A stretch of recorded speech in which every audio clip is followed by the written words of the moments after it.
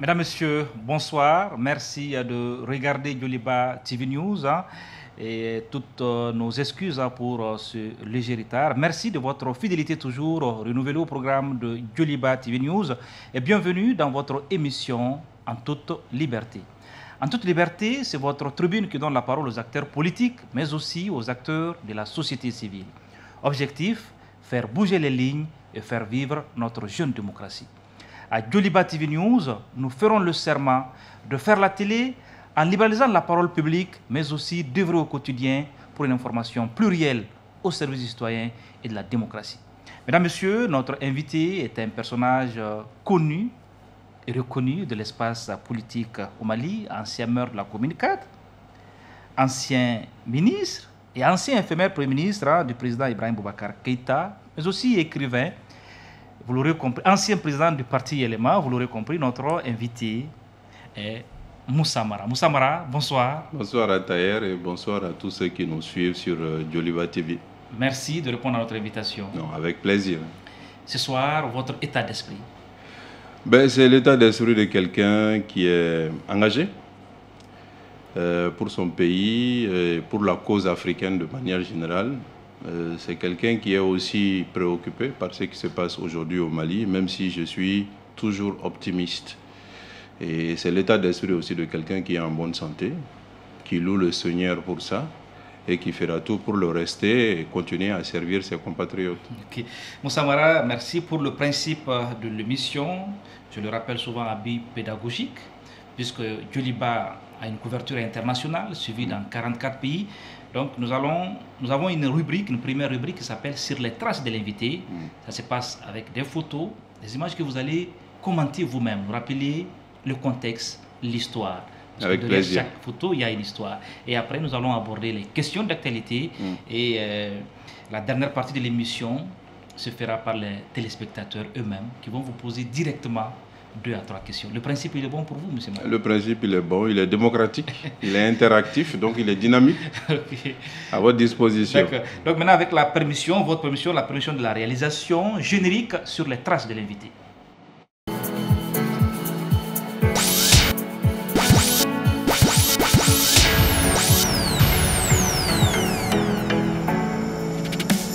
C'était là, le générique sur les traces de l'invité. On va regarder une première photo. Oui. Ça, c'est Moussa Mara, le député. Moussa Mara. Éphémère député. Député de combien de jours? Pendant 3 mois de mémoire, okay. Puisque l'Assemblée a été dissoute au moment des événements du mois d'août de 2020. Mais député, c'est représentant. Député, c'est aussi parler au nom des populations, c'est servir les populations. Et à ce titre, d'ailleurs, je me rappelle bien que nous avons lancé cette initiative du Fonds social des députés en commune 4 qui continue à fonctionner. Et chaque mois, chaque 2 mois, nous avons une dizaine de jeunes de la commune qui voient son projet financier. Cette initiative commence à partir du moment où on est allé à l'Assemblée nationale. Donc député, c'est aussi un bon souvenir. Okay. Vous avez tout le temps été élu, vous avez été aussi maire, Moussa Mara. Oui, j'ai été maire. J'ai été maire de la commune 4. Et c'est le début de ma carrière, la mairie de la commune 4. J'ai été connu comme acteur politique dans ce cadre-là. C'est une responsabilité de proximité. Et moi, j'ai l'habitude de dire, quand on me dit, mais vous voulez qu'on vous appelle Monsieur le Premier ministre, Monsieur le ministre, Monsieur le maire ou Monsieur le député, j'ai dit Monsieur le maire. Parce que c'est la responsabilité dont je suis, je crois, le plus fier et dont l'impact est le plus immédiat auprès des populations. Ok. Donc nous allons regarder une deuxième photo. Ah ben oui. Là on voit, justement. Ouais, là on voit un homme qui a comme l'impression de prêter serment, je ne sais pas. Oui, mais ça c'est le jour où j'ai été élu maire de la commune 4 okay. pour la seconde fois. Okay. Parce que pour la petite histoire, j'ai été élu en 2009. Oui. Ensuite, nos élections ont été annulées en 2010. On les a reprises en 2011 et donc en 2011, j'ai eu la chance d'être élu avec plus de marge qu'en 2009. Et là, nous étions en train de marcher dans la rue en face de la mairie pour saluer nos partisans qui étaient venus nous accompagner le jour de l'élection. Donc ça, c'est le début de l'aventure municipale en commune 4. Tu dis que vous êtes pratiquement imbattable en commune 4. C'est quoi le secret? Le secret, je pense que c'est d'abord la proximité. La politique, pour moi, c'est quelque chose de tous les jours. ce n'est pas simplement à l'occasion des élections qu'on me voit. On me voit tous les jours sur le terrain. Vous me faisiez la remarque du fait qu'on voyage beaucoup, qu'on va à l'intérieur, on va à l'extérieur. On me voit dans les événements sociaux tous les jours. On me voit dans les marchés, on me voit chez les mécaniciens, chez les artisans. On me voit partout où la commune respire et la commune fonctionne. Donc du coup, les gens se rappellent de notre service le moment où ils doivent voter pour nous. Ah, okay. C'est aussi simple que ça, hein? C'est pas sorcier. D'accord. On va regarder une troisième photo, Moussa Mara. Oui, là on voit des hommes en tri. Hein? Oui, voilà. Ça c'est à Gao. Oui. Et c'est à l'occasion du 31 décembre 2016, si ma mémoire est bonne. Oui. Parce que le 31 décembre de chaque année, et je le ferai demain aussi, je vais sur le terrain. Et je vais là où nos soldats sont en train de servir la population. Vous allez faire un tour ici à Djoliba, saluer les hommes, les guerriers de l'ombre aussi qui sont là, et serrer la main, les dire présenter. Oui, mais il y a des guerriers de l'ombre qui risquent leur vie tous les jours. Ce sont nos militaires, nos soldats, nos gendarmes, nos gardes. Et j'essaie de faire en sorte que chaque 31 décembre, je sois quelque part à leur côté pour leur remonter le moral et leur dire que le pays se souvient d'eux. D'accord, c'est très bien, Moussa Mara. C'est une belle initiative. Nous allons regarder une autre photo, quatrième photo. Oui. Ça, c'est à Menaka. Oui. Menaka, c'est à l'extrême est de notre pays, qui est devenu une région. Oui. Et c'est à l'occasion du Ramadan de l'année dernière. Le Ramadan m'a donné l'occasion de faire un petit tour du Mali. On a commencé à Kaï, on a terminé à Menaka. Et là, nous étions avec le groupement des femmes de la ville pour monter un petit projet pour accompagner les femmes qui font de l'épargne afin de pouvoir financer des activités. Okay. Je rappelle que vous devez avoir une histoire avec Menaka, Moussa Mara. Ben oui, Menaka, c'est la ville de mon père, de mon second père, Baye Ag Mohamed. Et j'ai mes petits frères et petites sœurs qui sont de Menaka, et moi-même je suis de Menaka. Donc je suis parti à cette occasion rencontrer ces dames. Et ce projet continue encore, puisque les dames ont commencé à une vingtaine et aujourd'hui elles sont une centaine à bénéficier des fonds de ce projet. Si la réalisation le permet, une dernière photo, oui, voilà. Ah, ça c'est l'écrivain. Vous voyez le livre, hein, je l'ai amené. Oui. Ce livre sur la culture est mon septième livre. Je suis en train de préparer le 8e. Vous écrivez beaucoup, vous avez du temps pour écrire, hein, Moussa Mara. Ça fait partie, je pense, de l'engagement public. Vous savez, quand on est engagé politiquement, c'est pour aussi proposer des idées. Oui. Et si nous avons la chance d'exercer des responsabilités, c'est de mettre en œuvre ces idées. Donc partager ces idées pour que le plus grand nombre de personnes les connaissent, c'est rédiger des articles, animer des conférences, rédiger des livres. Et puis c'est une manière de rester dans la postérité. Ce qui est écrit reste généralement. Donc on va parler peut-être du livre avant la fin de l'émission. On a un mot sur le livre, le dernier livre certainement. Mais déjà, hein, je vais peut-être vous faire sourire, mais certaines indiscrétions disent que depuis 2000, le mot de passe de votre ordinateur, ce président, est-ce que vous l'avez changé ou il est toujours président? Depuis 2000, le mot de passe de mon ordinateur est rien du tout. Je n'ai pas de mot de passe de mon ordinateur. J'ai d'autres mots de passe, mais je me garderai bien de vous dire lesquels. Mais je vous assure que ce n'est pas président. Président, vous confirmez ça ou bien c'est vous ne dites pas ça? Non, très sincèrement, Taher, mon ordinateur n'a pas de mot de passe. Oui. Et quand j'ai des mots de passe à donner, c'est d'autres chiffres, d'autres lettres que président. Des hommes très proches qui vous ont pratiqué. Ah, ben ça, ils se trompent. Ils se trompent, je vous rassure, ce n'est pas président. Et j'ai été déjà président de beaucoup de choses, hein, donc j'aurais pu utiliser le terme président, mais ce n'est pas président. Ce n'est pas président. Non. Ok. Moussa Mara, est-ce qu'on peut parler de Kidal avant de rentrer dans les questions d'actualité du moment? Est-ce qu'on peut parler de Kidal?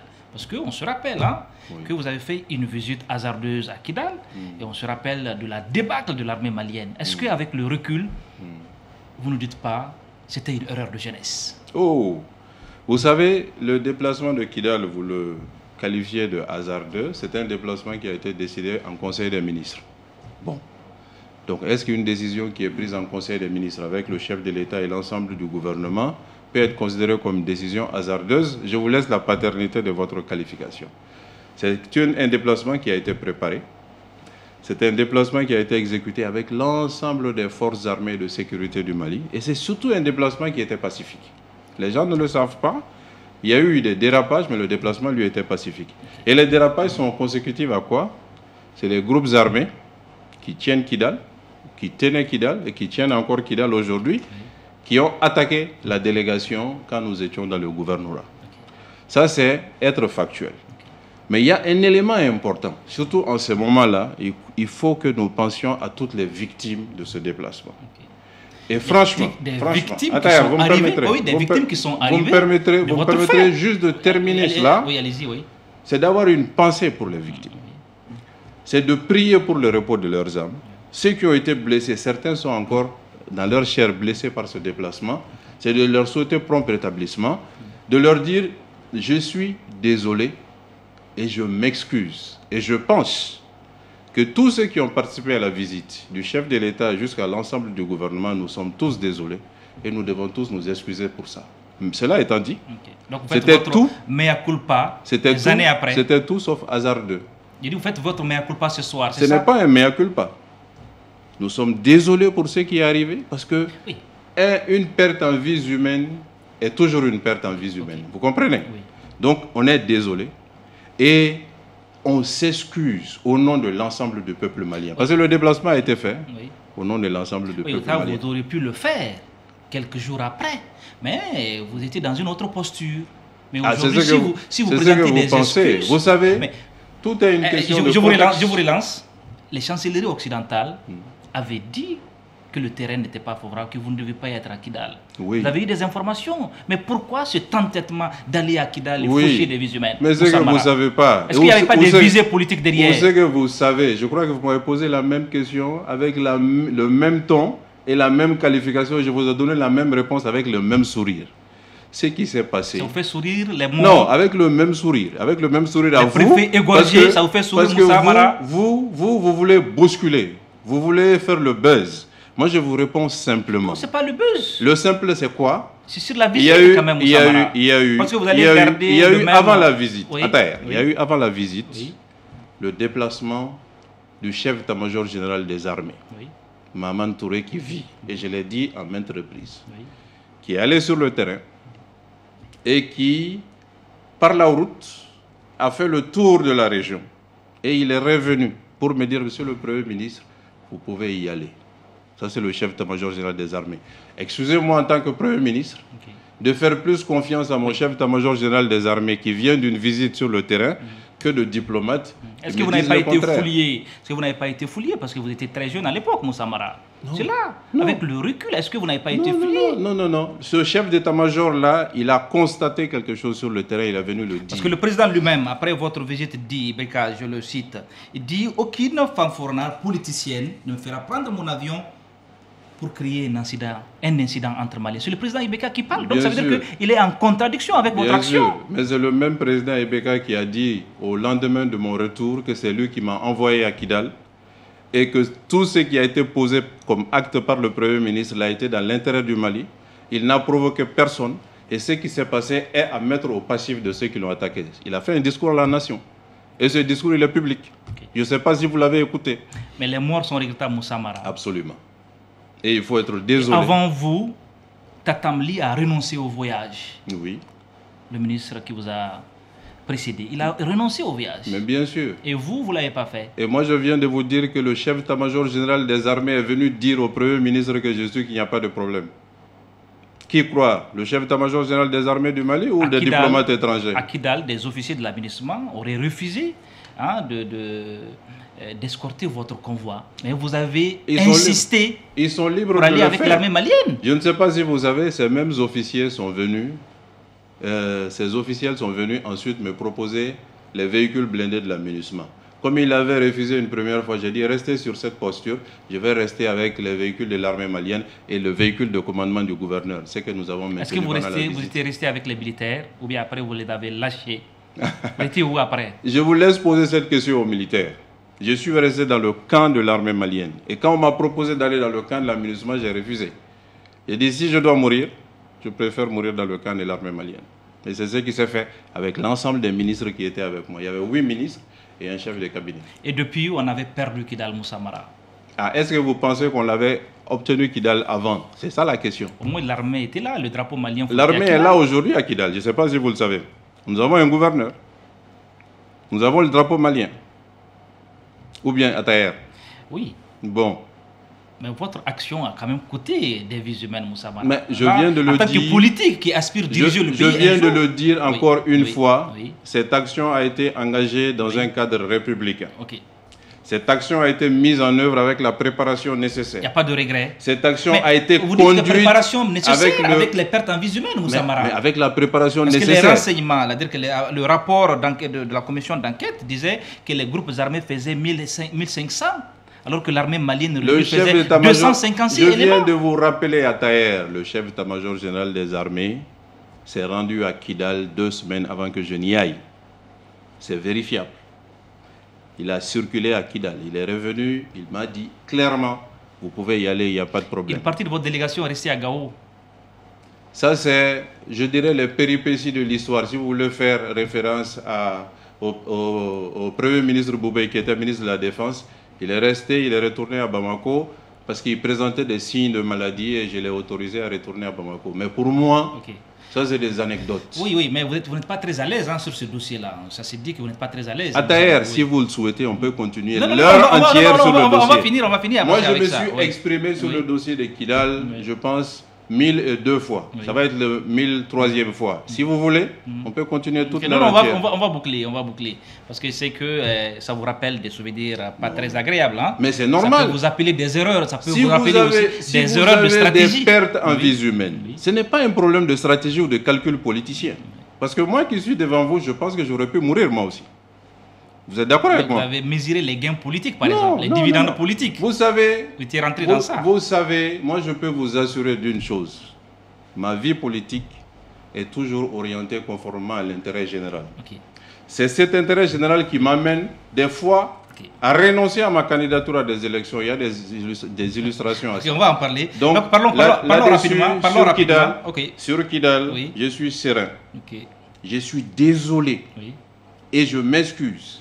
Et l'ensemble du gouvernement avec moi, beaucoup ne sont pas là aujourd'hui. Vous présentez des excuses à la nation. Au nom du peuple malien, à tous ceux qui ont perdu des personnes chères et à tous ceux qui ont été blessés, parce que certains ont été blessés des années après. Qu'est-ce que vous faites pour les victimes au quotidien? Ça, je préfère le laisser dans le registre du privé. Ce que je fais pour les victimes de Kidal ou d'ailleurs, ou pour les victimes d'autres circonstances, je le laisse dans le cadre du privé. Et je peux vous dire que j'en fais beaucoup. L'avion présidentiel, là aussi, on parlait de mensonges d'État. Entre vous et le président, vous ne parlez pas le même langage, Moussa Mara. Ça vous fait sourire? Je crois qu'à Taher, vous, chaque fois que vous m'invitez, non, c'est pas assez. Vous revenez sur le même sujet, je vais vous donner la même réponse. On va continuer. Je vous donne la même réponse. Pour que les téléspectateurs comprennent. Très sincèrement, si ça vous amuse, je vous donne la réponse. Ça ne m'amuse pas. L'avion présidentiel, c'est quoi? D'abord, il a été acheté à un moment où moi, je n'étais pas Premier ministre. Je n'étais pas associé. Et je pense que vous savez que je n'ai été associé ni de près ni de loin. Mais les chiffres, à cette vous opération. Les donnez quand même. On va aller étape par étape, puisque vous voulez être clair, donc je vais vous dire des choses très claires. Premier élément, je n'ai pas été associé à cette opération. Le problème, c'est que moi, je suis arrivé Premier ministre au même moment où l'avion a atterri à Bamako pour la première fois. Donc le débat s'en est suivi à l'Assemblée nationale. Qu'est-ce qui s'est passé par rapport à la question des chiffres? Le président de la République a donné une interview à Jeune Afrique pour dire l'avion, nous l'avons acheté 18 milliards et demi. Moi, j'ai dit à l'Assemblée nationale, l'avion nous a coûté 20 milliards. Et les gens ont dit, il y a une différence entre ce que le président a dit et ce que le Premier ministre a dit. Simplement, entre 18 milliards et demi, le prix d'achat de l'avion, les frais de parking, les frais d'immatriculation, les frais de versement à des intermédiaires, l'avion nous a coûté en tout 20 milliards. Il n'y a pas l'ombre de distance ou d'écart entre ce qui a été dit par le président et ce que moi j'ai dit. Le président a dit 18 milliards. Il s'est dit même qu'en offre, en privé, vous regrettez ça. C'était une erreur de communication de votre part, Moussa Mara. C'était une erreur de communication dans le sens où j'ai paru défendre l'achat d'un bien qui est considéré par le commun des Maliens comme un bien somptuaire dans un moment où le pays a des difficultés. Mais c'est différent des mensonges. Faisons attention à ce que nous disons. Oui, erreur de jeunesse encore, non? Vous avez fait quelques erreurs. Erreur de communication. Vous savez, moi, à 39 ans, je venais de faire quelques années à la mairie. Je venais de faire quelques mois ministre. Et je venais de faire 20 ans d'expérience professionnelle en tant qu'expert comptable stagiaire et expert comptable diplômé. Je peux vous assurer que je n'étais pas jeune du tout. L'espérance de vie du Malien moyen, c'est 35 ans. D'accord. Donc on va continuer rapidement, Moussa Mara. Je pense que vous allez garder la même sérénité jusqu'à la fin de l'émission. Je vous sais toujours. Très serein, toujours. Hein? Toujours. Bon, voilà. Donc, question d'actualité rapidement. Le regard de la transition. Voilà. Vous, aujourd'hui, comment vous voyez cette transition? Je pense qu'une transition est toujours une période difficile. Ceux qui arrivent à la tête d'une transition ne sont pas préparés pour gérer une transition parce que c'est un accident. Et donc, au début ou en cours de transition, il peut y avoir des erreurs, il peut y avoir des difficultés, il peut y avoir des mésententes. Le plus important, c'est de bien terminer. Vous savez, mais c'est comme un mandat présidentiel. Quand vous commencez au début, il y a des secousses. Mais si vous terminez bien, c'est ce qu'on retient. C'est ce qui vous vaut d'être réélu éventuellement. Donc aujourd'hui, nous sommes en cours de transition. Il y a des difficultés aujourd'hui, mais il y a des perspectives aussi qui peuvent nous permettre de bien terminer la transition. Je préfère me focaliser sur ça. Le style du Premier ministre, est-ce que ça vous rassure, le style du Premier ministre Choguel Maïga? Ça dépend. Le Premier ministre Choguel Maïga et moi, je n'aime pas personnaliser. Mais ce que je constate du Premier ministre Choguel Maïga, c'est qu'il s'inscrit beaucoup dans l'adversité. Il s'inscrit beaucoup dans la confrontation. Et la période actuelle, c'est une période où on doit s'inscrire dans l'unité. On doit essayer de mettre les gens ensemble. Donc là, il y a des efforts importants à faire pour sa part. Il a des efforts à faire. Évidemment. Est-ce que vous serez prêt à donner des conseils? Le Premier ministre Choguel Maïga, quand il a été nommé, il est passé me voir, comme il est allé rencontrer beaucoup d'anciens Premiers ministres.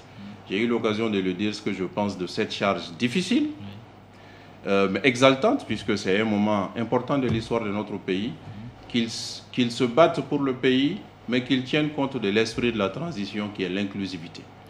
Il y a des efforts encore à faire et j'espère qu'il les fera. Vous avez toujours appelé au rassemblement, sauf que les Assises nationales de la refondation, vous avez brillé par votre absence. Qu'est-ce qui s'est passé, Moussa Mara? Discuter, échanger, je pense que c'est malien. Et le parti élément auquel je fais partie a toujours participé à toutes les occasions de discussion, y compris au moment où on n'était pas aux responsabilités, ou même on était dans l'opposition. Mais ce qui a amené les assises de la refondation, il y a eu un certain nombre d'insuffisances que nous avons relevées. La première insuffisance, c'est que les assises de la refondation ne sont pas inscrites comme une activité de la transition dans la charte. Vous savez, la charte est le document de base de la transition. Nous en avons convenu l'année dernière, au mois de septembre dernier, et la charte ne l'a pas prévu. Donc nous avons estimé que si la charte ne prévoit pas une activité, et si nous voulons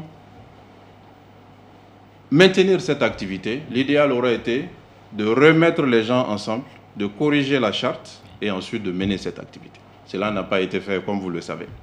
Ça, c'est la première insuffisance. La deuxième insuffisance, c'est qu'il nous est apparu très tôt que les assises de la refondation étaient plutôt un moyen d'obtenir une prorogation de la transition. Nous l'avons rappelé en certaines occasions, et c'est pourquoi nous avons d'ailleurs souhaité que, dans les termes de référence des assises, que les discussions sur la prorogation de la transition, la durée de la transition ne soient pas inscrites. Parce qu'on fait la refondation pour les générations futures. On ne fait pas la refondation pour quelques mois. Donc il nous avait semblé nécessaire de déconnecter les activités de réflexion sur la refondation de la durée de la transition. Cela n'a pas été aussi accepté par le gouvernement. Donc nous avons estimé, le parti élément plus d'autres partis politiques qui sont réunis au sein du cadre d'échange, comme vous le savez, de ne pas participer à cet exercice. Mais le pays avance, le pays continue. Aujourd'hui, les assises se terminent, il y a des recommandations qui sont faites. Inscrivons-nous dans d'autres perspectives. Oui, on parle, parmi tes recommandations, on parle de, certains participants parlent de 6 mois à 5 ans pour la durée de la transition. Est-ce que pour vous, c'est raisonnable? Bon, c'est une plage. Ça peut être 6 mois. Que comprendre? Comme ça peut être plus que 6 mois. En tout cas, c'est une plage. Je pense que ça ouvre surtout les perspectives pour les diplomates. Parce que vous vous souviendrez que nous avons un processus avec la CEDEAO. La CEDEAO a souhaité obtenir un chronogramme vers des élections au plus tard demain, 31 décembre. Nos autorités de la transition ont estimé pouvoir le faire 31 janvier. entre les deux, sans doute, il faut qu'il y ait des discussions. Les assises sont terminées aujourd'hui, 30 décembre. Nous avons au moins la journée de demain, peut-être pour poser des actes et essayer de convenir de quelque chose avec la CEDEAO. Donc je pense que cette dynamique est une dynamique qui est ouverte pour l'action diplomatique. Et moi, je souhaite très sincèrement que nos autorités utilisent cette action diplomatique. Et je demande à nos partenaires de la CEDEAO de ne pas fermer toutes les portes pour que nous travaillions ensemble à ce que le pays ne soit pas sanctionné. Pour vous, hein, la durée normale de la transition, ça doit être de combien pour vous, personnellement? Ça doit être une durée raisonnable. Vous savez... 6 mois, 1 an. Vous savez, moi je ne suis pas trop dans... Vous n'êtes pas précis. Tel moment, tel moment, tel moment. Vous n'êtes pas précis. Si la transition se prolonge de 2 ans, 3 ans... Ça doit être une durée raisonnable parce que, comme je l'ai dit, d'abord la transition est une période accidentelle. Okay. Et comme toute période exceptionnelle, elle doit être courte. Okay.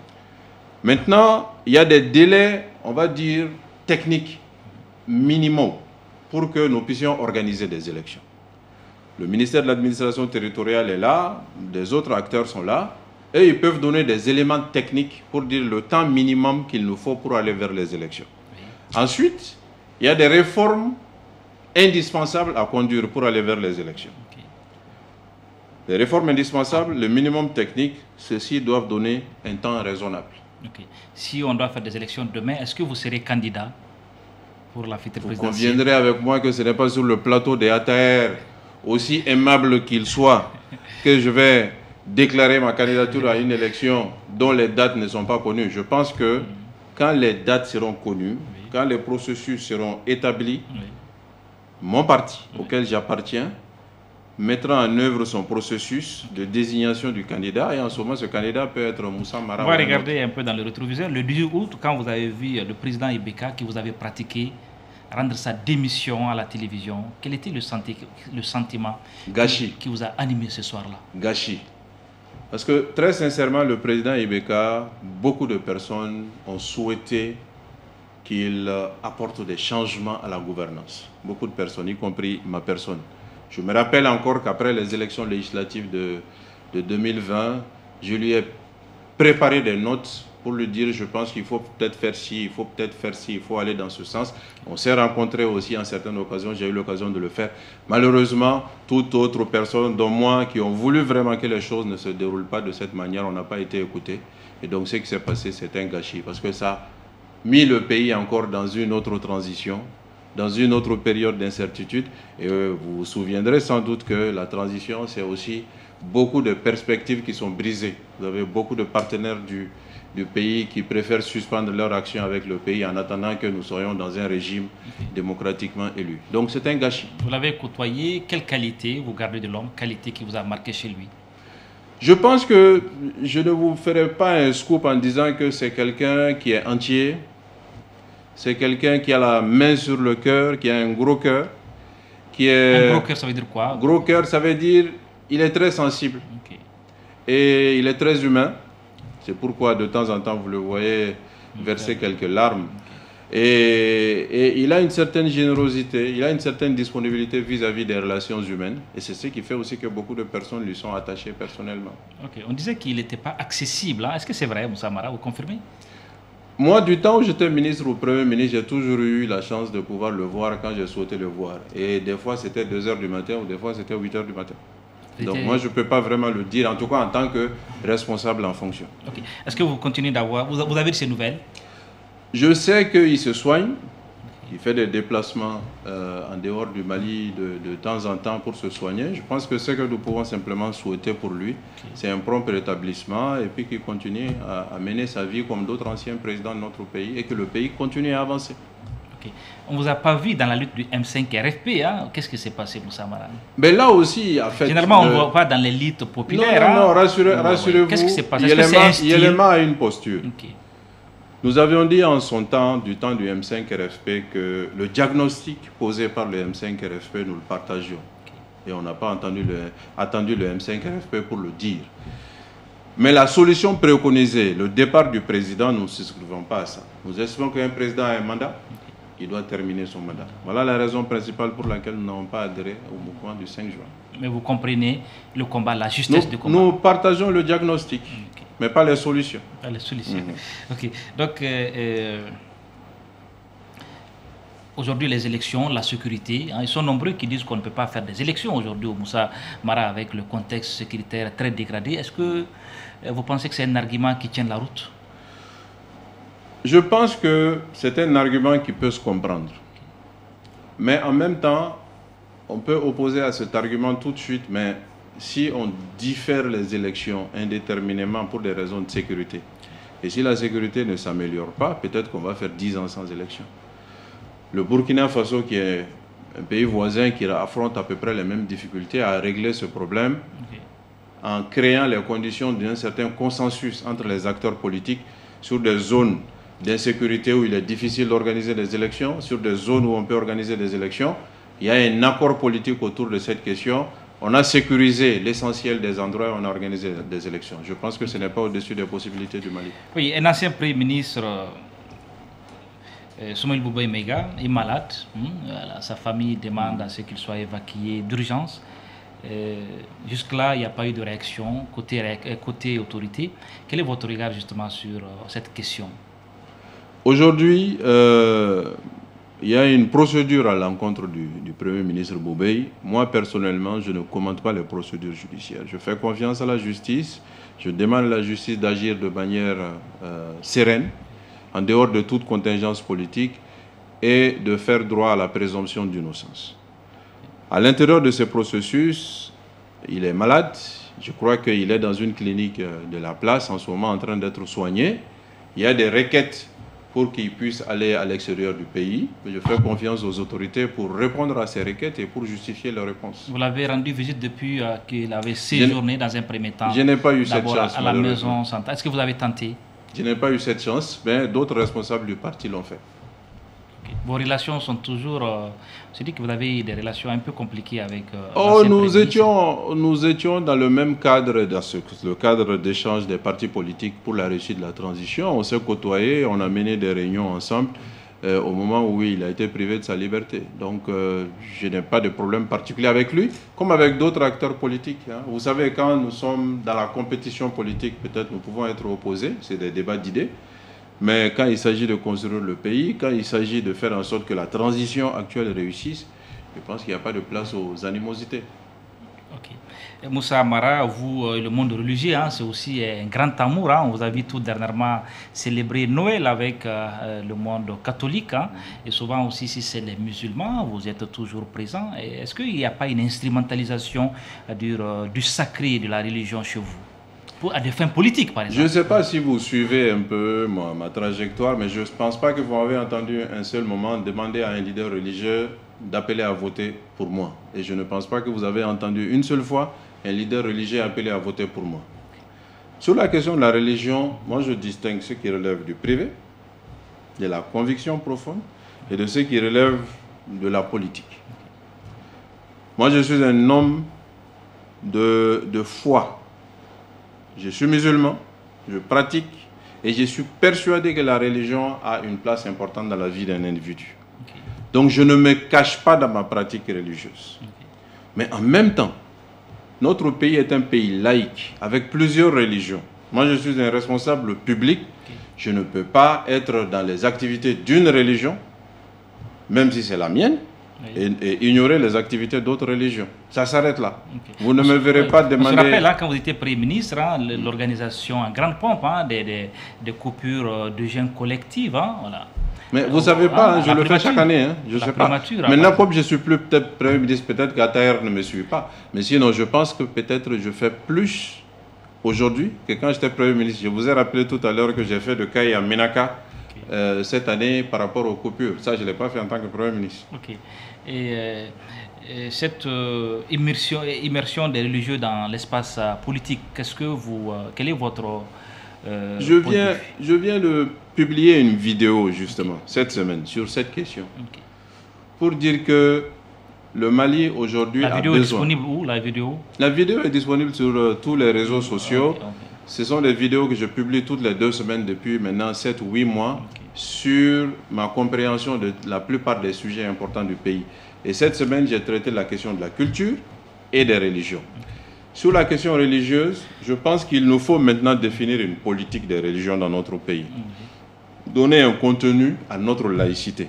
On n'a aucun texte au Mali qui précise le contenu de la laïcité, donner un statut aux leaders religieux de toutes les religions. Qu'on définisse une bonne fois qui peut être imam, qui peut être prêtre, qui peut être prêcheur. Ça existe dans beaucoup d'autres pays, musulmans ou non. Et il faut que le Mali aille dans ce sens. Ça aura l'avantage de clarifier cette question et de sortir des zones d'ombre. Moussa Mara, avant d'entamer la dernière rubrique de l'émission, rubrique question directe, est-ce que vous pouvez nous parler un peu brièvement de votre dernier livre, rapidement? Ce livre est sur la culture. Comment il est intitulé déjà? Il est intitulé « Cultivons nos Afriques pour une renaissance culturelle africaine ».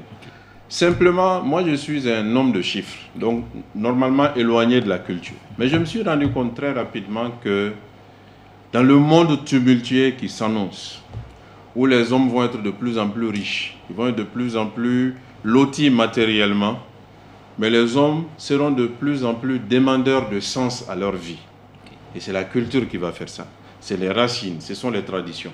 Et dans ce domaine, l'Afrique est quand même mieux pourvue que beaucoup d'autres continents. Donc si nous arrivons en Afrique, et en particulier au Mali, à mettre en valeur nos cultures, nous allons pouvoir développer nos économies, nous allons pouvoir faire de l'harmonie dans nos sociétés, et nous serons parmi les premières nations du 21e siècle. Sur ce registre-là, on voit de plus en plus le gouvernement qui s'habille pratiquement en tenue traditionnelle. Pour vous, c'est une bonne chose? C'est une bonne chose, mais il faut aller au-delà de ça. Cet après-midi, j'ai visité le salon de l'artisanat. Il faut que nous fassions en sorte que tous nos achats, administration publique, soient faits avec des produits fabriqués au Mali, soit par les artisans, soit par des industriels. Et si nous devons importer quelque chose, il faut que nous puissions le justifier. Moi, j'ai pris un texte en la matière quand j'étais Premier ministre. Malheureusement, ce texte n'a pas été beaucoup appliqué depuis. Donc, c'est un bon début, ce qui est fait par le gouvernement. Il faut passer au-delà et toucher à tous les autres secteurs. Vous pouvez présenter peut-être le livre pour la caméra, pour la régie. Voilà, on va peut-être exceptionnellement on va présenter le livre, le temps de vous retrouver peut-être pour un train littéraire, parce qu'on a aussi une émission littéraire. Ce serait avec plaisir. Je participe à la rentrée littéraire de chaque année, j'anime des cafés littéraires, donc là, on le fait, je suis à votre disposition. Donc vous écrivez beaucoup, vous avez beaucoup écrit, donc justement, certainement ça veut dire que vous lisez beaucoup. Est-ce qu'on peut connaître un peu vos lectures ici? Moi, je suis assez éclectique dans ce que je lis. Je vais vous dire tout de suite, les 2 derniers jours, j'ai lu le livre de Klaus Schwab. Schwab, c'est le président du Forum économique mondial. C'est lui qui organise le forum de Davos chaque année. Il a fait un livre sur les changements importants, les bouleversements attendus dans le monde suite à l'intelligence artificielle. Bon, ça, c'est plutôt de l'actualité. Mais il y a 2 semaines, je lisais le prix Goncourt, le livre de Sarr, du jeune Sarr au Sénégal qui a été couronné et qui est plutôt un roman. Je lis les livres politiques. Fait un clin d'œil à notre compatriote. Absolument, Yambo Logem, absolument. Donc moi je suis assez éclectique, des romans, des livres d'histoire. J'ai commencé la lecture par les livres d'histoire. 2 auteurs qui vous ont marqué rapidement et 2 noms, 2 livres, 2 ouvrages rapidement, par hasard comme ça. Le livre de Mandela sur le long chemin de paix. La liberté. Le long chemin vers la liberté. Ça, c'est le livre de Mandela. C'est un livre de 1000 pages. Et je pense le livre de Obama sur sa présidence. Parce que là, on voit... Les mémoires, c'est ça ou bien les mémoires, la première, la terre promise.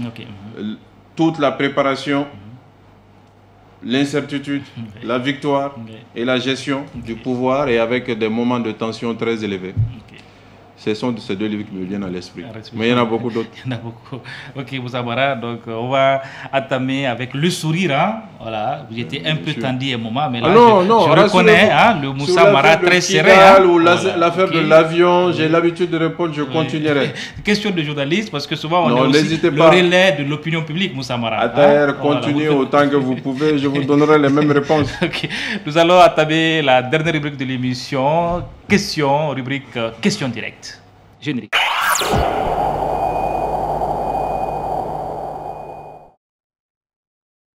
Moi, c'est Ousmane Ballo. Et je veux juste savoir est-ce qu'il n'a pas de regret aujourd'hui.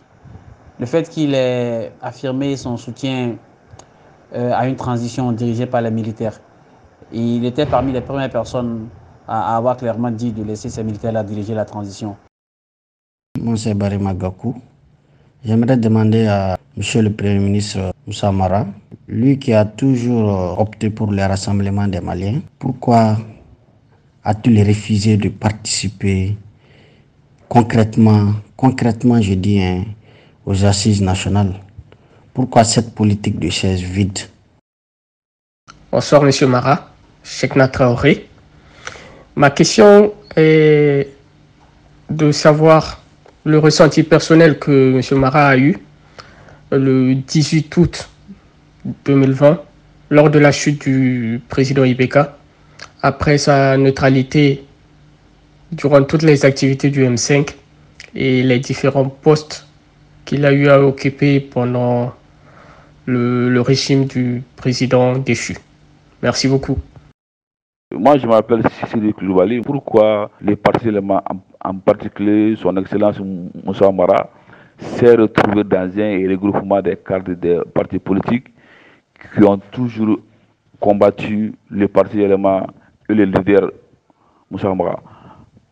Vraiment, moi, je voulais savoir ce soir quelle a été la réelle motivation et quel intérêt vraiment stratégique, quoi. Parce que jusqu'à présent, l'opinion n'a pas pu digérer. Merci. C'est là la rubrique questions directes des téléspectateurs. Donc je vais vous reprendre un peu la première question. Ok. Je me rappelle. Là, ça veut dire que vous avez une bonne mémoire. Hein? Bon, j'essaie d'entretenir la mémoire. Je ne me rappelle pas avoir appelé à une transition militaire. Ce que j'ai dit, c'est qu'il faut une transition civile, non politique. Donc, des civils non politiques et des militaires pour diriger la transition. Il a toujours dit que le président de la transition doit être un civil, le Premier ministre doit être un civil, mais les militaires doivent être associés. Les militaires, les questions de défense, les questions de sécurité, les militaires doivent les mener. Et tous les autres postes, on doit les donner à des civils non politiques. Parce que nous, les politiques, on prépare les élections. Donc même pendant la transition, si on a des postes, on regardera l'intérêt de nos partis plutôt que l'intérêt du pays. Donc l'idéal aurait été, et j'ai fait une vidéo dans ce sens, que la transition soit conduite par des civils non partisans et par les militaires. Bon, maintenant on est à une autre étape, on va essayer de gérer au mieux pendant cette étape. Donc ça c'est sur la première question. La deuxième question, vous me l'avez posée un peu à Taher, c'est mon ressenti le 18 août par rapport à ce qui s'est passé. Moi, je ne raisonne pas en victoire et en défaite. Je raisonne en pays. Ce qui s'est passé le 18 août, c'était un gâchis pour le Mali. Même ceux qui ont perpétré le coup d'État, je pense que c'est à leur corps défendant qui perpètrent le coup d'État. Ils le disent d'ailleurs. Ça a été un gâchis pour le Mali. Ce n'est pas parce que je n'étais pas membre du M5 RFP ou j'étais avec le M5 RFP, ça a été simplement un gâchis. On pouvait l'éviter, on n'a pas pu l'éviter. C'est l'histoire ancienne, on continue. Ça, c'est sur cette question. La question... Comment nous avons fait pour nous retrouver avec des partis qui nous ont combattus? C'est le fait de la politique. Si vous pensez la même chose à un moment déterminé, vous vous mettez ensemble pour le dire, ça a plus d'écho. Ça ne veut pas dire que nous sommes avec ces partis pour conquérir le pouvoir. Ça ne veut pas dire que nous allons faire une plateforme de conquête du pouvoir. Nous nous sommes retrouvés à un moment pour tirer une sonnette d'alarme. C'est de dire aux autorités de la transition, attention. Tel que nous voyons les choses, nous pensons que nous allons vers la prorogation de la transition alors qu'on a donné notre parole. Donc, ressaisissez-vous. Essayons de discuter entre nous. Avançons ensemble. C'est ce que voilà. Donc, tous ces partis se retrouvent. Est-ce qu'à dire que pour vos intérêts, pour les intérêts du parti élément, vous êtes prêt à des compromissions? Ce n'est pas les intérêts du parti élément, c'est les intérêts du pays. C'est-à-dire, nous avons estimé que le pays a besoin d'une transition qui termine à date. Et nous voyons des autorités aller dans certains sens qui nous semblent tout indiquer vers la prorogation. La preuve, on est en train de faire face à ça. Nous nous sommes retrouvés, plusieurs partis politiques, qui se sont combattus par le passé pour dire ça. Ça ne veut pas dire que demain nous n'allons pas nous combattre pour conquérir le pouvoir. Ce n'est pas la même chose. On se retrouve pour dire quelque chose ensemble, ça s'arrête là. On se rappelle que vous êtes très critique à l'endroit des acteurs du mouvement démocratique, même de l'ancienne classe politique, Moussa Mara. Est-ce que vous continuez toujours à avoir le même discours? Aujourd'hui, le Malien moyen est 10 000 fois plus critique que ce que moi j'ai pu être par le passé, par rapport, pas cette fois-ci, pas le mouvement démocratique, mais l'ensemble de la classe politique. Quelque part, si les militaires sont soutenus aujourd'hui, massivement, par la majorité des Maliens, c'est parce que les politiques sont décriées. Donc ce que je disais il y a quelques années, C'est ce que les Maliens sont en train de dire aujourd'hui. Ce qui est le plus important, à mon avis, ce qui est le plus important, c'est maintenant que nous avons fait le diagnostic, c'est-à-dire nous, acteurs politiques. Nous n'avons pas été à la hauteur des attentes de nos compatriotes pendant les 30 dernières années, les 20 dernières années. Qu'est-ce qu'il faut faire à partir de maintenant pour que demain et après-demain, les acteurs politiques soient soumis au peuple, soient sanctionnés par le peuple et sanctionnables par le peuple? Il y a certaines des indications qui sont sorties des assises de la refondation et du dialogue national inclusif qui vont dans ce sens. Essayons de conduire ces réformes pour faire par exemple que quand quelqu'un est maire et qu'il n'est pas bon, qu'on n'attende pas 5 ans qu'on puisse mettre fin à son mandat. Quand quelqu'un est président et qu'il n'est pas bon, qu'on n'attende pas 5 ans qu'on puisse mettre fin à son mandat. Ça, c'est des choses que nous, on a écrites il y a des années et qui ressortent de ces assises. Et je veux vous relancer justement. Ils sont nombreux aussi, hein, puisque vous parlez d'autocritique des politiques. Nous, souvent aussi, hein, certains Maliens disent que nous avions eu confiance à un moment donné au jeune Moussa Mara, qui portait pour nous l'espoir, mais de plus en plus, on avait comme l'impression que lui aussi, il fait comme les autres. La même chose, fait aussi de la politique. Il faut me donner juste un exemple pour dire, moi je fais comme les autres. Non, j'ai dit c'est des moi je vais vous rappeler un certain nombre d'éléments à Taher. Oui. Parce que le fait d'être avec IBK, bon, pour eux, il fallait peut-être vous étiez un peu pressé, sinon tu étais tout tracé pour que peut-être après... Ça n'a strictement rien à voir. Je rappelle que IBK a été élu en 2013 avec plus de 70% de voix des Maliens. Et au moment où IBK a été élu, les Maliens le soutenaient massivement, y compris ceux qui, quelques années après, m'ont reproché de m'être mis avec lui. Je suis sûr que beaucoup d'entre eux ont voté pour lui. Déjà, au mois où il était élu. Au mois où IBK a été élu, nous pensions tous qu'il fallait l'aider à réussir. Et moi, j'ai accepté d'être ministre, j'ai accepté d'être Premier ministre. Mais être avec quelqu'un, ça ne veut pas dire plonger sa main dans les noirceurs de la gouvernance. Donc, si vous étiez resté sans engagement peut-être à ce niveau de responsabilité, certainement que vous serez peut-être un peu sain comme les... Voilà. Vous savez, Zerbo disait, à force de vouloir avoir la main propre, vous finirez par ne pas avoir de main. On ne fait pas d'omelette sans casser les œufs. Moi, je fais partie de ceux qui ont beaucoup écrit sur le pays avant d'être responsable. Quand j'ai l'occasion d'être responsable en tant que maire, d'abord, avant d'être ministre, parce qu'en tant que maire, j'ai posé des actes ici, en commune 4. Si j'ai l'occasion d'être ministre et de servir le pays, et je sais que je peux garder mon âme, et Dieu seul sait que personne ne peut me reprocher d'avoir touché à 1 franc de l'argent public, pourquoi ne pas le faire? Parce que la façon dont vous avez été éjecté, remercié, vous voyez au moins... Ce n'est pas un problème, Taher. Voilà. On m'a appelé pour aider. Il y a des regrets? On m'a appelé pour aider. J'ai aidé du mieux que je peux. Et j'ai posé un certain nombre d'actes dont je suis absolument fier. Et qui ont eu à avoir des retombées plus tard. À un moment déterminé, pour des divergences d'opinion, on m'a dit de partir. Je suis parti. Certains disaient que c'était un piège, c'était le piège à ne pas accepter. Aujourd'hui, c'était un piège qu'on vous a tendu parce que vous étiez imbattable, ou toujours imbattable en commune 4, donc il fallait vous griller politiquement. Oui, mais le Mali, ce n'est pas la commune 4, je suis désolé. Le Mali, ce n'est pas la commune 4. La preuve, moi j'ai été imbattable en commune 4 avant d'être ministre et Premier ministre. Et après avoir été ministre et Premier ministre, j'ai gagné encore en commune 4. Donc vous comprenez bien que ça ne m'a pas touché. Ça, vous êtes d'accord avec ça? Attendez que je sois candidat pour l'élection présidentielle et on verra si j'ai été touché par ce passage. Mais ce que je peux dire, c'est que pendant tout ce passage, j'ai été totalement en accord avec ma conscience et respectueux du bien public et des ressources publiques. Certains disent, de vos dictateurs, disent que vous êtes souvent... vous voulez toujours prendre la première place. Si ce n'est pas la première place, vous n'êtes pas dedans. Ah ben voilà, 2018 c'est la réponse à cette question, Taher. Moi, quand j'ai décidé, en accord avec mon parti, de soutenir Cheikh Modibo Diarra, beaucoup de gens nous en ont voulu et encore beaucoup de gens m'en veulent. En disant non, vous étiez mieux positionné que Cheikh Modibo Diarra. Le parti Elema était plus important que le RPDM, le parti de Cheikh Modibo Diarra, mais vous l'avez quand même soutenu. C'est bien la preuve que je ne suis pas le prétendu premier de la classe à chaque occasion. C'est l'intérêt du pays qui guide notre action. Quand l'intérêt du pays nécessite que nous abandonnions des postures, on le fait. J'ai fini mon mandat de président de parti Yelema et je suis parti. Ça, c'est aussi un exemple de certains disent aussi que vous ne supportez pas, même à l'interne, au sein du Yelema, que vous ne supportez pas souvent la contradiction. C'est moi qui décide ici. Ça, je pense que Ça, c'est, on va dire, des qualificatifs. C'est un procès d'intention qui sont usuels. Okay. Mais je dis déjà, quelqu'un qui ne supporte pas la critique, quelqu'un qui est le grand Manitou, il ne va pas abandonner la présidence de son parti. Il va continuer à être le président, même si le parti ne pèse rien, il continue à être le président. C'est plutôt cet exemple que vous voyez. Sauf que vous êtes le candidat naturel du parti. Si demain on va à une élection, c'est vous. Il ne faut pas le penser à terre. Le parti a des règles. Ces règles sont applicables à moi comme à tous les autres militants du parti. Le parti choisira en son moment, au moment opportun et puis on avancera. Quand vous vous regardez dans le miroir, est-ce que vous dites je peux devenir un jour président du Mali?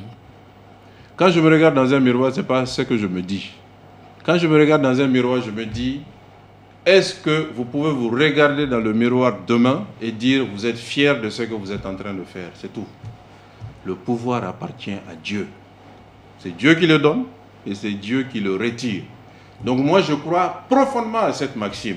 Si Dieu a prévu que moi, Moussa Mara, je serai président du Mali, je le serai. S'il a prévu que je ne le serai pas, je ne le serai pas. Les gens disent que vous aimez quand même le pouvoir, hein, que vous tenez au pouvoir, que tout ce que vous êtes en train de faire, c'est justement pour un destin présidentiel. Non, moi, je vais vous dire à Taher, quel que soit ce que je fasse, il y aura toujours des commentaires et c'est bien normal parce que nous sommes en politique.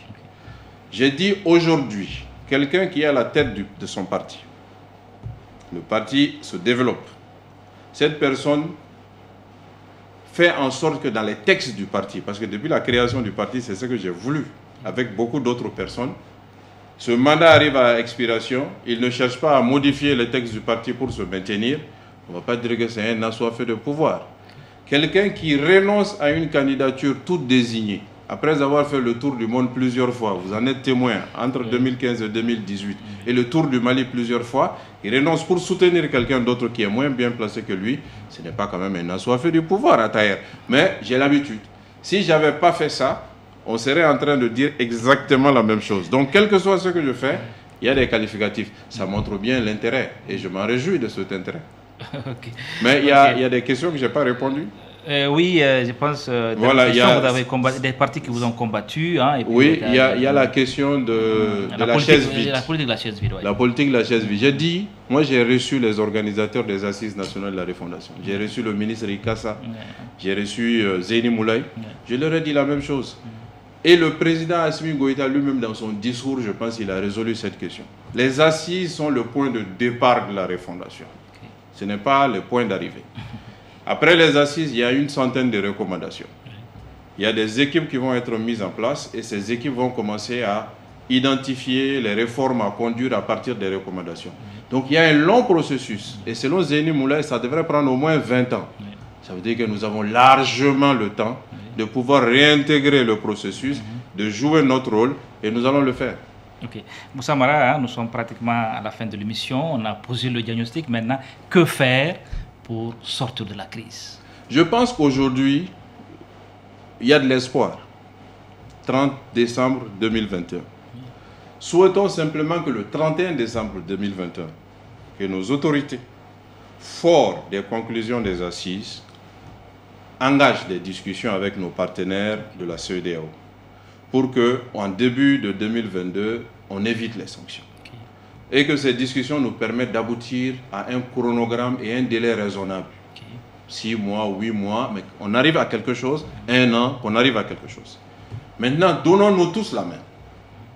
C'est en cela que je rejoins les propositions du cadre d'échange. Le cadre a publié des propositions. Il a dit, pendant cette nouvelle phase de la transition, jusqu'à son terme, donnons-nous la main, faisons en sorte qu'il n'y ait plus de divergence entre nous. Ça nécessite sans doute un gouvernement d'union nationale. Ça nécessite un consensus sur la question du CNT, parce que même dans les assises, il y a eu des discussions dessus. Ça nécessite aussi que nos partenaires sociaux et tous les acteurs, nous nous donnons la main pour conduire les réformes qui restent à faire et qu'on aille à des élections les plus crédibles. Mais ça ne s'arrête pas là. Il faut que le prochain régime qui vient après la transition gère le pays avec l'esprit de transition. Ce que moi j'appelle l'esprit de transition, c'est l'unité nationale. Moi je dis par exemple, celui qui gagne l'élection présidentielle, pourquoi il ne nommerait pas celui qui l'a accompagné au deuxième tour premier ministre? Ça, c'est la preuve de l'unité. Et ensuite, maintenant qu'on constitue une unité autour de la nouvelle gouvernance légitime, pendant 5 ans, on mène les réformes qui restent à mener et on remet le pays debout face à la sécurité, face à d'autres enjeux. Si on a l'intelligence et le sens du sacrifice de nous mettre ensemble, rien n'est au-dessus de nos possibilités de Maliens. Ok. Moussa Mara, nous sommes à la veille aussi de 2022. Si on doit vous faire un vœu, ça serait quoi? Qu'est-ce que vous souhaitez? C'est que je sois un facteur de rassemblement. Okay. Et moi, c'est le vœu que je formule d'ailleurs, que l'année de 2022 soit enfin l'année du rassemblement des Maliens. Okay. L'année où les Maliens mettront le Mali au-dessus d'eux-mêmes. L'année de la vérité et l'année du redressement. Dans le cas de la transition et ensuite dans le cas des prochains régimes qui viendront. Okay. Plaise à Dieu que cela arrive. Moussa Mara, si vous n'avez pas changé votre mot de passe, c'est le moment de penser à le changer, je ne sais pas. Je n'ai pas de mot de passe, je suis libre, démocratique, et pas de mot de passe. Moussa Mara, c'était un plaisir, je vous taquine un peu pour avoir le sourire, parce que vous avez commencé avec le sourire, il fallait terminer avec le sourire. Toujours. Voilà, et peut-être après... Je vous assure que vous auriez continué à me parler de Kidal, j'aurais terminé avec le sourire. Parce que bon, à terre, on est quand même des amis, on est des concitoyens, des compatriotes. Merci Moussa, c'était un plaisir de partager cet entretien avec vous. Toujours meilleurs vœux. Beaucoup de courage à votre télévision Djoliba. Beaucoup de personnes m'en ont dit du bien. Je vous demande simplement de continuer. Se hisser au sommet est facile, se maintenir au sommet est difficile. Professionnalisme, indépendance, bon vent à vous. Merci Moussa Mara, c'est un plaisir, toujours renouvelé de vous retrouver. Merci beaucoup. Voilà, merci. Voilà. Nouvelle meilleure aussi. À vous, à tous les téléspectateurs, vous êtes pratiquement le dernier invité de l'an 2021, certainement 2022 aussi. On va se retrouver pour d'autres émissions. Merci. Merci bien. Mesdames, Messieurs, c'est la fin de cette émission que j'ai eu l'immense plaisir de présenter. Merci de votre fidélité toujours renouvelée au programme de Djoliba TV News. Rendez-vous à 2022 pour une belle aventure avec Djoliba TV News, votre chaîne de référence, votre chaîne qui est là pour vous donner l'information en temps réel. Au revoir.